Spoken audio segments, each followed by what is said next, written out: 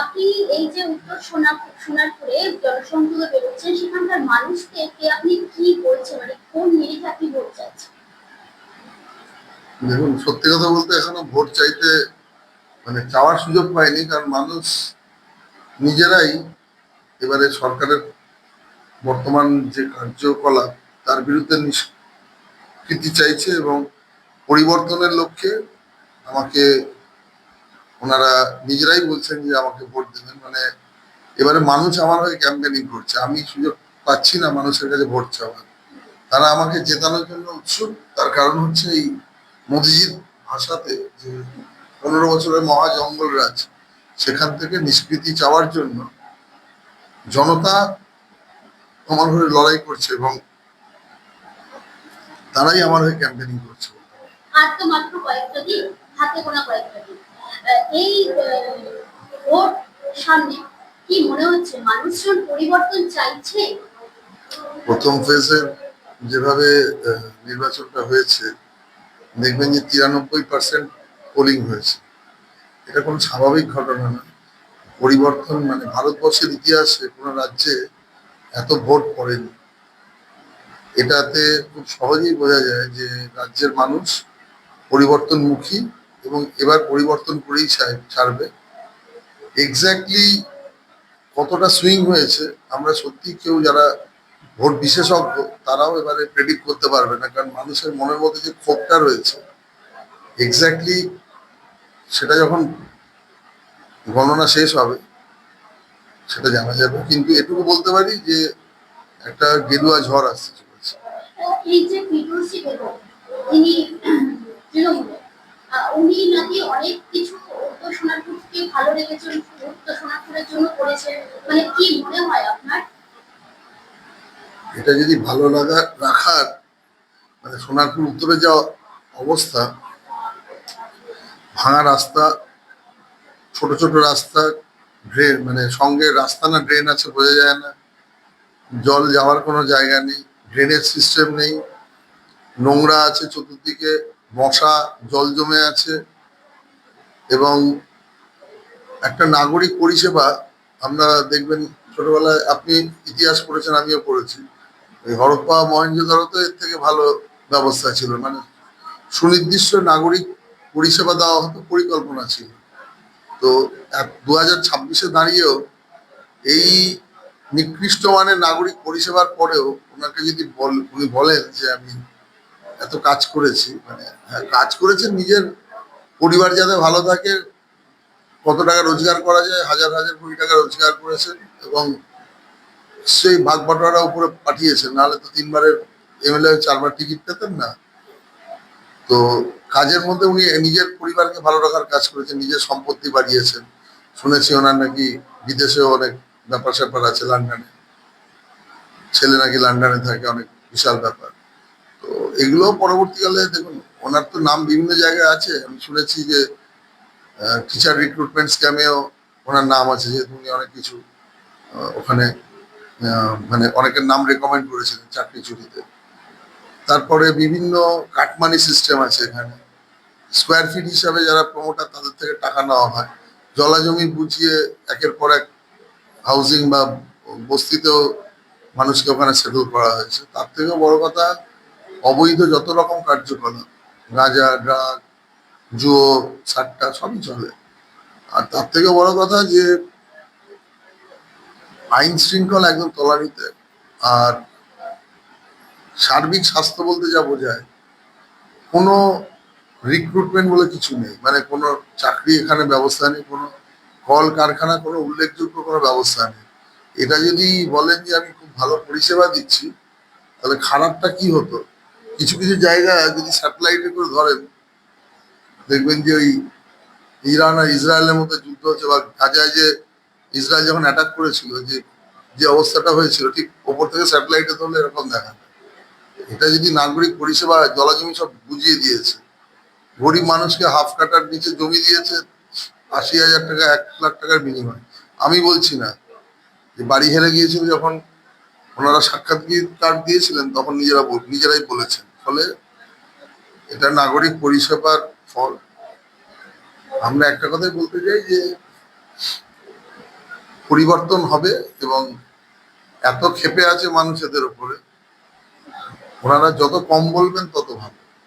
Sir আমার একটা প্রশ্ন আছে, আপনি জিতে এলেন, জিতে আসার পর এই উত্তেজনাটা মানুষের জন্য কি করেছে, এটা যদি একটু প্রথম আইন শৃঙ্খলা ঠিক করতেছে, যত রকম অবৈধ কার্যকলাপ বন্ধ করতেছে, এই গুন্ডা রাজ, মস্তান রাজ, মানুষকে ভয় দেখানো, চমকানো, তারপর প্রত্যেকটা নির্বাচনকে ছাপ্পা ভোট পড়ে, নির্বাচনকে প্রহসনে পরিণত করা হয়। পরবর্তীকালে যখন পঞ্চায়েত বা পুরসভারও ভোট হবে, যাতে যেই জিতুক সেটা ইম্পর্টেন্ট নয়, বাট যাতে ভোটটা ঠিক মতো হয়, প্রশাসন নিরপেক্ষ থাকে, নিরপেক্ষভাবে কাজ করে, মানুষের নাগরিক পরিষেবা অনেক উন্নত হয়, উন্নত না মানে অ্যাটলিস্ট একটা বেসিক যেন স্ট্যান্ডার্ডে যায়। আর সব থেকে বড় কথা যেটা আমি আরো বেশি করে চাই, যে কর্মসংস্থান হবে, ভালো হসপিটাল হবে, সুপার স্পেশালিটি হসপিটাল হবে, মানুষের এই পরিষেবাগুলো পাওয়া দরকার। এবং ম্যাক্সিমাম যারা বয়োজ্যেষ্ঠ আছেন, বয়োজ্যেষ্ঠ, তাদের পরের জেনারেশন অর্থাৎ ছেলে মেয়ে বাইরে, যারা উচ্চশিক্ষিত তারা বাইরে চলে গেছে, আর যারা একটু পরিযায়ী শ্রমিক হিসাবে, অনেকে আবার স্কিল লেবার যারা, তারা বাইরের রাজ্যে গিয়ে কাজকর্ম, এখানে কোনো চাকরি নেই সেই জন্য করে। তো তারা যাতে কিছু এমন শিল্প হয় যাতে তারা কাজকর্ম পান, বা এমন কিছু আমি করতে পারি। আর আরো যেটা বড় কথা হচ্ছে যে এই তোলাবাজির আর কাটমানির যে ব্যবস্থা আছে, এটা বন্ধ হয়, কর্মসংস্থান হলো এগুলো আপনি বন্ধ হয়ে যাবে। হাল ছেড়ে দিয়েছে, নিজেই বলে বলে বেড়াচ্ছেন যে আমি যদি আসি তাহলে আবার আপনাদের সাথে দেখা হবে, তারপর ছেড়ে চলে গেলে বিদায়ের ঘন্টা বাজা। এই কিছুদিন আগে, মাস দুয়েক আগে কোথায় একটা গান গাইছিলেন, কোন সরকারি প্রোগ্রামে ছিল, যে আমার যাবার যাওয়ার সময় হলো, দে বিদায়, দাও বিদায়। ইতিহাস মানে দেওয়ালের লিখন যাবার সময় তো হয়ে গেছিল, উনিও মানছেন তাই তো? মানছে, দেওয়ালের লিখন তো পড়তে পারছে না। কি করবো? এই যে অনুব্রত মণ্ডল, বায়রন বিশ্বাস, বায়রন বিশ্বাস তো বলেন যে তৃণমূল জিতছে না, এবার অনুব্রত মণ্ডল বলছে তৃণমূল 16টির বেশি পার করতে পারবে না। এই যে ওদের এই বক্তব্যগুলো কি মনে হচ্ছে আপনার? আমার কিছু মনে হচ্ছে না। মানে দেখুন, আবার বললাম যে দেওয়ালের লিখন সবাই পড়তে পারেন। যে প্যাটার্নে ভোট হয়েছে, এবং ছাপ্পা না হলে তৃণমূল কোনোদিনই জিতবে না, ভোটকে ম্যানিপুলেশন না করলে তৃণমূল কোনোদিনই জিতবে না। এবারে তো যেহেতু একদম কড়াকড়ি কমিশন, নির্বাচন কমিশনের এই রাস্তা তো প্রায় বন্ধ বলেই মনে হয়। প্রায় নয়, এই রাস্তা বন্ধ, এতদিনের মৌরসি পাটটা ভেঙে গেছে। আর তৃণমূল হার স্বীকার করে নিয়েছে, তাদের যারা ক্যান্ডিডেট তারাও বলছে, মমতা ব্যানার্জি নিজেও বলছেন। তো এই ক্ষেত্রে আর কিছু নেগেটিভ, দু একটা কথা মাঝে মাঝে ভাবছে যে হ্যাঁ, যদি একেবারে কিছু না বলি তাহলে পরবর্তী এই 29 তারিখে হয়তো বুথ এজেন্টই যাবে না, তো কি করবেন? কুশল বন্দ্যোপাধ্যায় তো খোলা থ্রেড দিচ্ছে যে 4 তারিখের পর দেখি।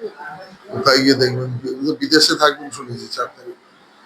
দেশে আসার জন্য তো ওনাকে অনেক কাঠখড় পোহাতে হবে, উনিও না বিনা মিশ্র হয়ে। মমতা বন্দ্যোপাধ্যায় বলছে 4 তারিখের পর বিজেপি কর্মী এবং বিজেপি নেতাদেরকে খুঁজে খুঁজে বের করে নারকেল নাড়ু, ক্ষীরের নাড়ু খাওয়া। ভালো কথা তো, নাড়ু, উনি যদি নাড়ু খাওয়ান, আমরা জিতলে তো নাড়ু খাওয়াতেই হবে ওনাকে।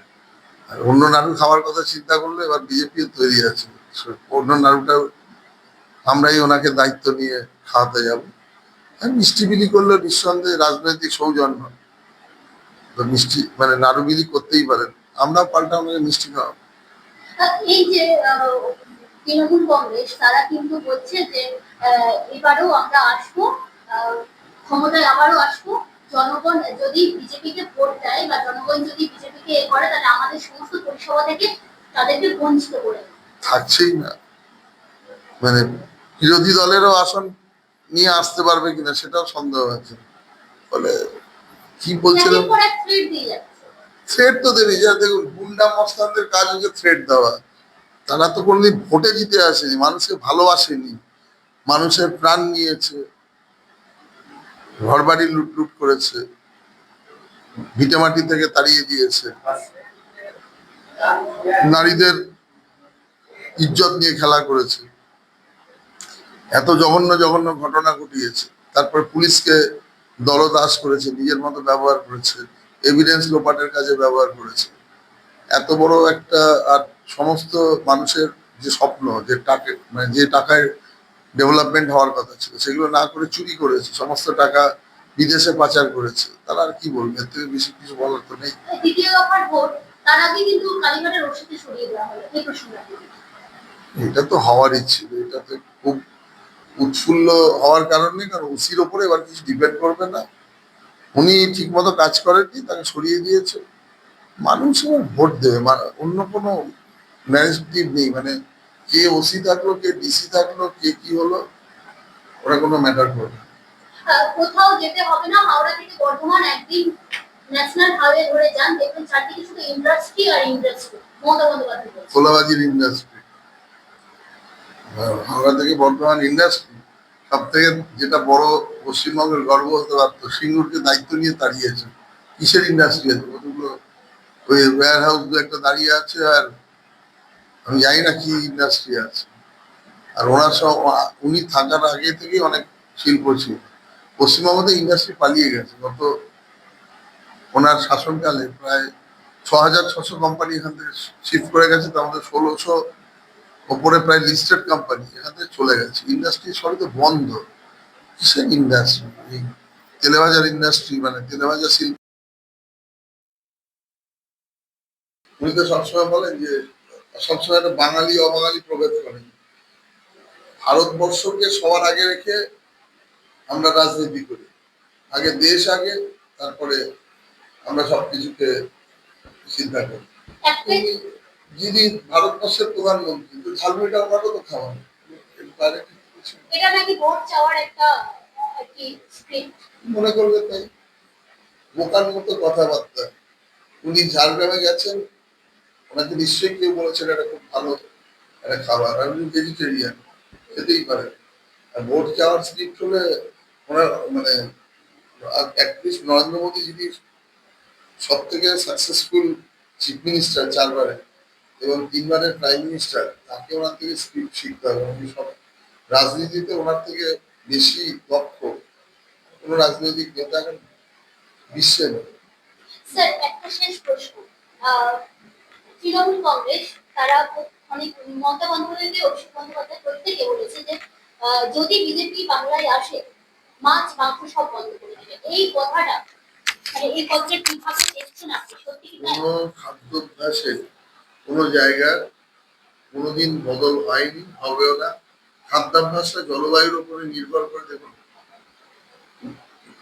ভারতবর্ষের উত্তর দিক বা পশ্চিম দিক ড্রাই এরিয়া, ওখানে না পুকুর আছে না নদী সেভাবে আছে, তো সেখানে মাছ পাওয়াটা যায় না, মাছ মাংসটা অতটা অ্যাভেলেবেল না। ওই জন্য তাদের খাদ্যাভ্যাসে ভেজিটেরিয়ানের সংখ্যা বেশি। আমাদের পশ্চিমবঙ্গ বলুন, উড়িষ্যা বলুন, নর্থ ইস্ট বলুন, এখানকার মানুষ যেরকম জলবায়ু এবং যেখানে মানে এই জিনিসের অ্যাভেলেবিলিটি প্রচুর, সেই অনুযায়ী আমাদের খাদ্যাভ্যাস গড়ে উঠেছে। কোনো এরকম বিজেপির কোনো এজেন্ডা বা কোনো বিল নিয়ে এসছে বলে মনে হয় না। আমরা গোহত্যার বিরুদ্ধে ছিলাম, সেটা ভবিষ্যতেও থাকবে, তার সাথে মাছ মাংসের কোনো সম্পর্ক। বিজেপির অনেক সিনিয়র লিডারও রয়েছে যারা নন ভেজিটেরিয়ান, আমরাও নন ভেজিটেরিয়ান, কিন্তু আমরা কাউকে কি করে কোনোদিন, আমরা যখন যার বাড়িতে যাই, যিনি ধরুন বৈষ্ণব ধর্ম মানেন, যিনি ভগবান শিবকে মানেন, তো তাদের কাছে গেলে আমি নিশ্চয়ই মাছ মাংস খেতে চাইবো না, আমি সেটাই মেনে চলবো। পশ্চিমবঙ্গে একই, আমি ঈশ্বরের মন্দিরে গিয়ে নিশ্চয়ই মাছ খেতে চাইবো না। তাদের ধর্ম রীতিনীতি মানতে হবে। আবার যেখানে শক্তির মধ্যে পুজো হয়, কালীঘাটে হয়, তারাপীঠে হয়, সেখানে তো মাকে ভোগে ওটা মাস্ট। তো সেক্ষেত্রে এবার যিনি নন ভেজিটেরিয়ান তার জন্য, সরি ভেজিটেরিয়ান তার জন্য ভেজ হবে। কেউ কারো খাদ্যাভ্যাসের মধ্যে এগুলো, এগুলো কি বলুন তো, প্রচারে, মানে যে কোনো কাজ করে না, ওই ওই নেকড়ে আর ইয়ের গল্প ছিল না, বলেছিল ওই কি বলবো, নেকড়ে আর ভেড়ার গল্প ছিল। লাস্টে তাকে ভেড়াকে মারতে পারছে না, বলেছিল তুই করেছিস, তোর বাবা করেছিল। তো এক্ষেত্রে এমন এমন অপযুক্তি দিচ্ছে, যে কোনো কাজ করে না। নরেন্দ্র মোদীজিকে দেখবেন না, উনি কোনো ফালতু কথা নিয়ে কোনো চর্চা করেন। চর্চা তাকেই করতে হয় যার কোনো মানে তিনি কাজ বাদ দিয়ে অন্য সবকিছু করেন, মেলা খেলা, এই যে এতগুলো ভাষা, তারপর উনি স্পেসে যান, রকেট চালান, তারপরে আরো কি কি করেছেন, মানে কবিতা লিখছেন, বই লিখছেন, গান লিখছেন, সিনেমা স্ক্রিপ্ট লিখে দিচ্ছেন। তো এই জন্য উনি কাজটা করতে পারেন না। যদি চিফ মিনিস্টার করেছিল লোকে কাজ করার জন্য, এইসব মানে বাকি জিনিসের সময় দেওয়া যায়, তাহলে তো উনি কবি হতে পারতেন, চলে যেতেন ওই ইয়েতে। যদি গান লেখার হতো, হয়তো গান লিখতেন কি গান গাইতেন। একটা মানুষ যে সবকিছু করতে যায় একসাথে, সে আলটিমেটলি কোনোটাই ভালো করে করতে পারে না। আর প্রশাসনটা অত্যন্ত সিরিয়াস জিনিস, যা ফালতু টাইম ওয়েস্ট করার মতো কিছু নেই।